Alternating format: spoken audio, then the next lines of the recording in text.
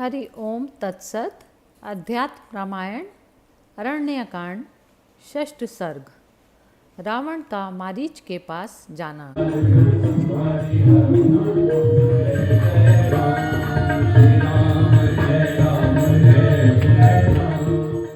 जेहि के जेहि पर सत्य स्नेहु, सो तेहि मिलय ना कछु संदेहु। श्री महादेव जी बोले, हे पार्वती, रात्रि के समय इस प्रकार विचार कर प्रातःकाल होने पर बुद्धिमान रावण रथ में सवार हुआ और अपने मन ही मन एक कार्य निश्चित कर वह समुद्र के दूसरे तट पर मारीच के घर गया। वहाँ मारीच मुनियों के समान जटा वल्कल आदि धारण कर प्राकृत गुणों के प्रकाशक निर्गुण भगवान का ध्यान कर रहा था। समाधि भंग होने पर उसने रावण को अपने घर आया देखा। रावण को देखते ही वह शीघ्रता से उठ खड़ा हुआ और उससे गले मिलकर उसकी विधि पूर्वक पूजा की और उसका आदित्य सत्कार के बाद जब रावण स्वस्थ होकर बैठा तो मारीच उससे बोला, हे रावण, इस समय तुम एक ही रथ के साथ आए हो और तुम्हारा चित्त किसी कार्य के विचार में चिंताग्रस्त सा प्रतीत होता है। यदि गोपनीय ना हो तो वह कार्य मुझे बताओ। हे राजेंद्र, यदि उसके करने में मुझे पाप ना लगे और वह न्याय अनुकूल हो तो कहो, मैं तुम्हारा वह प्रिय कार्य अवश्य करूँगा। तब रावण बोला, कहते हैं राजा दशरथ अयोध्यापुरी का अधिपति है, उसका ज्येष्ठ पुत्र सत्य पराक्रमी राम है। उस अपने मुनि जनप्रिय पुत्र को दशरथ ने स्त्री और छोटे भाई लक्ष्मण के सहित वन में भेज दिया है।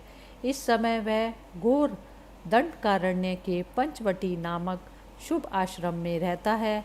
उसकी भार्या विशाल नयना सीता त्रिलोकी को मोहित करने वाली है। वह राम मेरे बड़े पराक्रमी निरपराध राक्षसों को भाई खर के सहित मारकर उस तपोवन में निर्भयतापूर्वक बड़े आनंद से रहता है।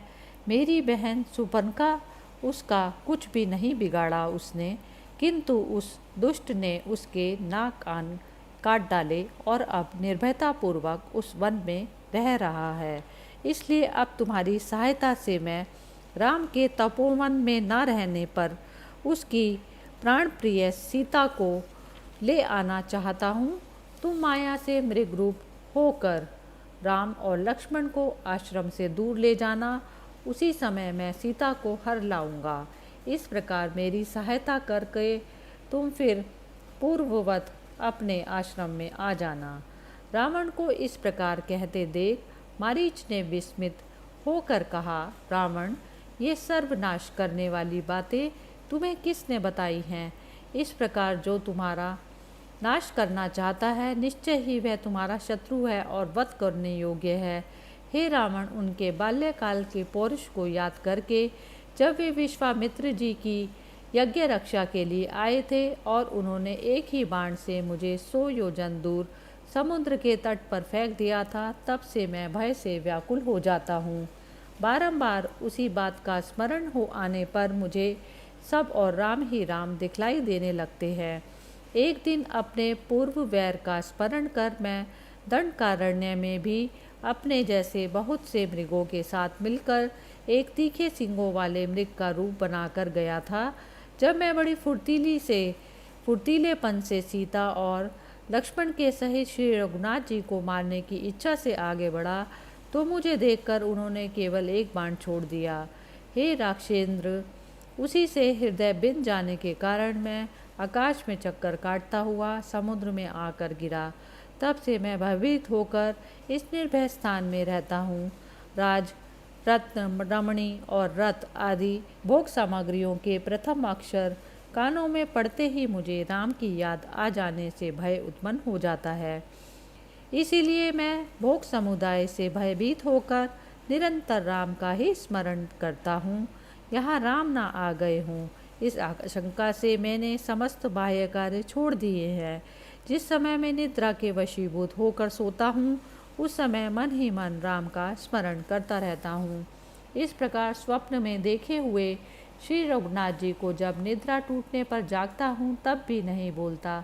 अतः हे रावण, तुम भी श्री राघव से हट छोड़कर अपने घर चले जाओ और चिरकाल से चले हुए अपने राक्षस वंश की रक्षा करो। श्री रामचंद्र जी से वैर ना करो, उनको तो वैर भाव से स्मरण करने से भी सर्वस्व नष्ट हो जाता है। मैं तुम्हारे हित के लिए जो कुछ कहता हूँ वह मानो। तुम परमात्मा श्री रघुनाथ जी से विरोध बुद्धि छोड़ दो और भक्ति भाव से उनका भजन करो, क्योंकि रामचंद्र जी बड़े दयालु हैं। मैंने मुनीश्वरों के मुख से ये सभी बातें सुनी हैं कि सत्ययुग में ब्रह्मा जी के प्रार्थना करने पर परमात्मा श्री हरि ने कहा था कि तुम अपना मनोरथ बताओ, मैं उसे पूर्ण करूँगा। तब ब्रह्मा जी ने भगवान से कहा, हे कमल लोचन रे, आप मनुष्य रूप से पृथ्वी में अवतार लीजिए और शीघ्र ही दशरथ नंदन श्री राम होकर देवद्रोही दशानन का वध कीजिए। अतः तुम निश्चय मानो, राम मनुष्य नहीं हैं, वे साक्षात अव्यय पुरुष श्री नारायण हैं। माया से मनुष्य रूप होकर वे निर्भयतापूर्वक पृथ्वी का भार उतारने के लिए वन में आए हैं। अतः हे तात, तुम सुखपूर्वक घर लौट जाओ।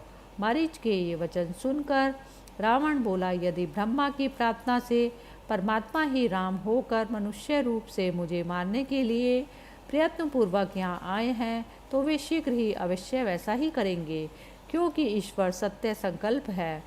इसलिए मैं अवश्य यत्नपूर्वक श्री रघुनाथ जी के पास से सीता को ले आऊँगा।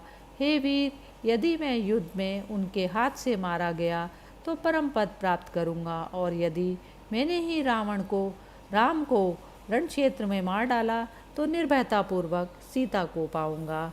अतः हे महाभाग, उठो और शीघ्र ही विचित्र मृग रूप धारण कर राम और लक्ष्मण को आश्रम से अति दूर ले जाओ। फिर पूर्ववत अपने आश्रम में आकर सुखपूर्वक रहो। यदि मुझे भयभीत करने के लिए अब और कुछ कहोगे तो निश्चय मानो, मैं अभी इसी खड्ग से तुम्हें यहीं मार डालूंगा। उसका यह कथन सुनकर मारीच ने मन ही मन सोचा, यदि श्री रघुनाथ जी ने मुझे मारा तो मैं संसार सागर से पार हो जाऊंगा, और जो कहीं इस दुष्ट ने मुझे मार डाला तो निश्चय ही मुझे नरक में जाना पड़ेगा।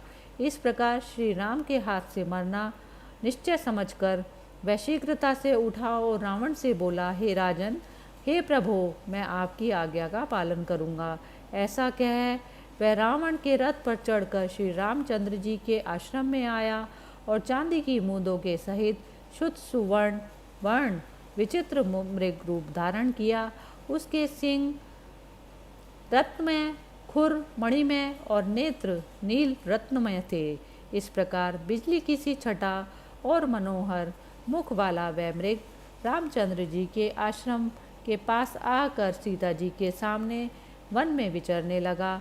किसी क्षण तो वह चौकड़ी मारने लगता और कभी पास आकर ठिठक जाता, फिर भय से भागने लगता। इस प्रकार वह वच्चक माया मृग रूप धारण कर सीता जी को मोहित करता हुआ विचरने लगा। इति श्रीमद् अध्यात्म रामायणे उमा महेश्वर संवादे अरण्य कांडे षष्ठ सर्गे समाप्त। मंगल भवन या मंगल हारी, द्रवौ सो दशरथ अजिर बिहारी।